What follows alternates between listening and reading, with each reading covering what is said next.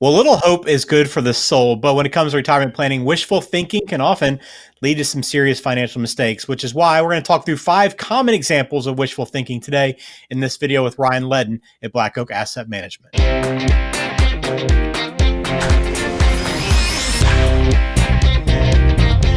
Welcome in. Glad to have you on another episode of Perfect Game Retirement. I'm Ben George with Ryan Ledden at Black Oak Asset Management, a certified financial planner, and someone that gives us a lot of insight today. Ryan, I know you're a guy that's a very optimistic and a positive person in general, and wishful thinking has its place for sure in our lives. But do you have to kind of talk some people down sometimes when they're a little too optimistic and hopeful about what could come? Yeah, I try to put reasonable expectations on things. Sometimes, when people paint a certain picture of what they want, and sometimes I have to, paint a different picture for them and be more realistic. Not to say those things aren't achievable, but not that I'm trying to be glass half empty type of guy, but as a fiduciary, I mean, that's my job, is to look at every scenario, good or bad, and to see if it's in their best interest to do what they are wanting to do, to see if it is attainable of what they're wanting to do. So sometimes I have to deliver maybe not so good news, but I can't lie to people. Yeah. That's not I'm not doing my job. So I just have to paint realistic expectations, and sometimes what they want is that realistic expectation. Yeah, and a reminder as we get into this, you can go to speakwithryan.com to schedule a time to sit down and discuss whatever's on your mind. Maybe share some of that wishful thinking with Ryan and get it kind of a second opinion and a reasonable some reasonable expectations on what to expect. Again, speakwithryan.com. So let's jump into this. We got 5 today I want to discuss with you, Ryan. The first one, I think a lot of people will hope as they get into retirement and they're trying to figure out where their income's going to come from. The thought is, hey, I'm just going to live off the interest and never have to touch my principal. Is that a realistic expectation? More times than not, no. It's. I mean, the interest rate environment has changed a good bit. For 20 plus years. No, that was not going to be the case because interest rates were so low, and just interests are going to be fixed income payments, whether that's CDs, money markets, bonds, or maybe in some regards that's going to be dividends or just growth. And so ideally, yeah, that'd be great. But a lot of times over time, because we're living so much longer, people sometimes retire early. We're living so much longer that you have to dip into that principle sometimes. Now, again, ideally, would that be pie in the sky? Great. And then you can leave a legacy for those who you want behind. Yes, that would be awesome. A lot of times it just doesn't work like that because you have so much ebbs and flows in the market that you're still needing income when the market is down. And we plan for that. The software helps us with that, and it paints a realistic expectation. So very rarely when we upload all this information into our financial planning software, because I like to use conservative rates of return. I'm not wanting to paint a false sense of hope and have people retire early, then they run out of money. That's not doing a good job for your clients. So we use a pretty conservative rate of return and try to reach the goals they want to. And then, that money that's left over as a legacy may be less than what they have at retirement, but they still have money to be able to pass on. So yeah, I've heard that before. Yeah, I just want to live on the interest and live the principal intact. But I also have some clients that are like, yeah, no, I'm spending my last dollar while I'm alive. So everyone's different when it comes to that. Yep, and you want to build a plan that meets whatever your wishes are, and that's what you can do at Black Oak Asset Management. I know one place we're very hopeful, Ryan, is taxes. I think we're very wishful in terms of I don't think I'm going to owe as much, or I hope I don't owe as much, or hey, in the future tax rates are going to come down. But I think in terms of retirement planning, the thought oftentimes is, hey, when I get to retirement, my taxes are going to be lower. I'm going to be a lower tax bracket because you just assume I don't have a paycheck coming in. That's going to come down. My amount of income every year is going to come down. So it just makes sense that I'm not going to be in a higher tax bracket. So break it down for us. Is that the reality? What often happens do you see?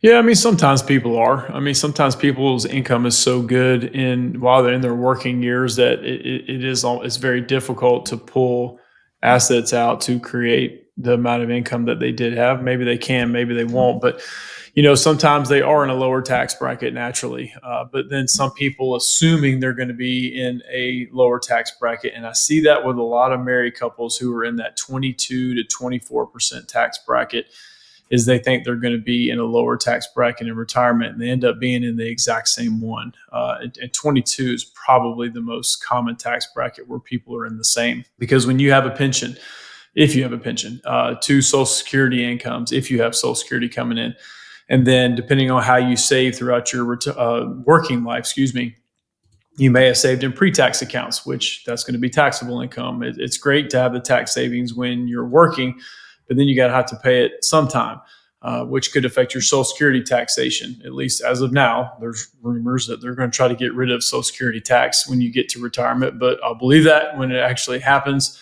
Your Medicare premiums are dependent on taxable income. So it just depends on how you saved over the course of your life and then what your income is. So just assuming you're going to be in a lower tax bracket in retirement is not always the case. So all those tax deferred years that you got, and then you have this bigger pile of money, sometimes it's going to be taxed at the exact same rate. So you might as well just save and put that money with after tax dollars in a Roth 401k or a Roth IRA, and then you get that deferred growth, and then it's tax free as you pull it out. So a lot depends on where you're at right now. We don't have a crystal ball where tax rates are going to go.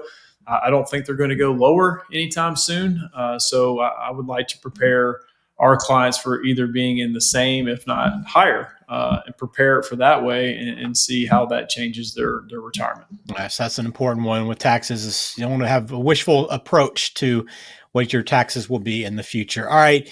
Assisted living expenses. I think a lot of people, don't want to have this conversation. It's a tough conversation to have, but a lot of people think, especially when you have a spouse, you're married, you just assume that, hey, my spouse is going to take care of me. I don't need to really worry too much about assisted living expenses. But what have you seen personally, Ryan, when working with couples as you plan for this? Yeah, it is a difficult conversation to have. Some more difficult than others. Some it's an easy conversation to have because they deal with it firsthand. Maybe they have parents living with them at the time, or maybe they had to help them find an assisted living home. So having those conversations with those individuals is not as hard, but some people just do not want to have that conversation. Think, oh, we'll just take care of each other. Well, when you're in your 80s and 90s, you're probably not wanting to take care of someone else. Just taking care of yourself is enough. So it's you can't rely on that. That can't be your only plan. Could it happen? Yeah, sure, it could. It could happen that way, but I wouldn't. I would not plan for that because assisted living expenses are very expensive. So a lot of times we see people go into a nursing home. Maybe it's one and not the other, and then the one person who's in a home, it drains a lot of their assets. So the one that's left behind, actuarially speaking, that's going to be the female. Not always, but it's going to be the female, and there's less money for them once the husband is gone and passed. Now, my family, it was the reverse of that. So I had my dad basically taking care of my mom in their 40s and 50s. At my age, my mom was already diagnosed with cancer, with non-Hodgkin's lymphoma. So my dad's having to be the worker in the family, which he was my entire life, and then take care of my mom at the same time. And toward the end of her life, it was a lot. So we finally had to hire a nurse to come in for the entire day. And I see what kind of strain that put on him. And he was a perfectly healthy 50-plus-year-old person. So imagine doing that in your 80s and 90s. No thanks. So you do have to make a plan for that, and just taking care of each other and kind of sounds like putting your head in the sand, so to speak, but that can't be your only plan. When it comes to expenses too, I think a lot of people just assume they're not going to spend a lot of those daily expenses they've had when they're working, whether it be paying for gas, eating out, at the office, whatever those kind of day-to-day expenses are, Ryan. But I think that's pretty hopeful in terms of, hey, I think a lot of people that free time on their hand, it seems like you might be in a position to be wanting to spend more than you ever anticipated. Yeah, most people in the beginning, the expenses are the same. They're just buying and spending on different things. Yeah, the gas money may be less, but it could be more. You could be traveling more. You could go out to eat more. So I don't like to plan for this significant drop, 60% of what your income was before. We try to go 80 to 90%, sometimes the same, but try to stick to that 80-90% to paint a realistic. Now, does sometimes expenses slow down and then have to pick back up because of those medical expenses that we just talked about for assisted living? That absolutely could be the case. So usually it's, we've heard the slogans: the go years, the slow go, and the no go. Well, the slow go is where sometimes our spending slows down, but it's kind of barbelled. Like in the beginning and the end is when you spend a lot of money. So you want to just assume that you're going to spend pretty close to the same amount. All right. The last example of wishful thinking, how it can damage retirement. I think it's this statement, Ryan. I think a lot of people just think, hey, I'm just going to keep working. If I need money, I'm just going to keep on working. If I need it to maybe add back to my account, whatever it is, um, is that possible? I know we have so many areas of opportunity right now for people, even as they age, with how connected we are online. But is it as simple as saying, "Hey, if I need some more money, I'll just go back to work"? Yeah, I mean, I don't want that to be contingency plan number one. Could it be the case? Yeah, and some people work because they want to. They enjoy what they do. They're an independent contractor, whatever it may be. They do it because they want to. They want to keep their mind stimulated. They want to stay engaged with other individuals. So that's perfectly fine. And if some people that I work with have a specific niche and they know they're going to do certain types of work, which is great. That's totally fine. But to rely on that completely, because I know ageism is you're not supposed to not hire because of a person's age, but that is a absolute real thing. They just will never tell you that we're not hiring you because you're 65 or 70 or whatever that may be. But it is a possibility, but don't let that be the only thing of, oh, we'll just spend a lot. And if I need to go back to work or continue work, I can do it, because you may not want to, or you may not be physically able to, or mentally able to. So you can't rely on that solely.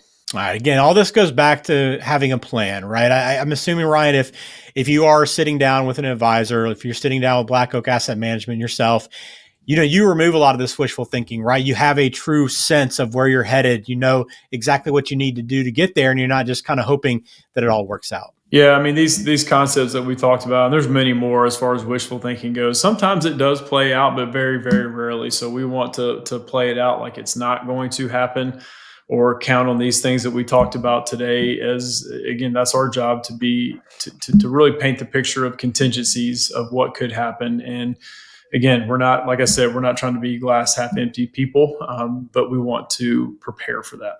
All right, very good. Well, if you want to get in touch with Ryan, go to speakwithryan.com and you can schedule a time to meet with him and the team there at Black Oak Asset Management. Begin to talk about these things and have a true, realistic expectations of what you need to do to get to that retirement that you want to have. So, Ryan, as always, appreciate your time. Yes, sir.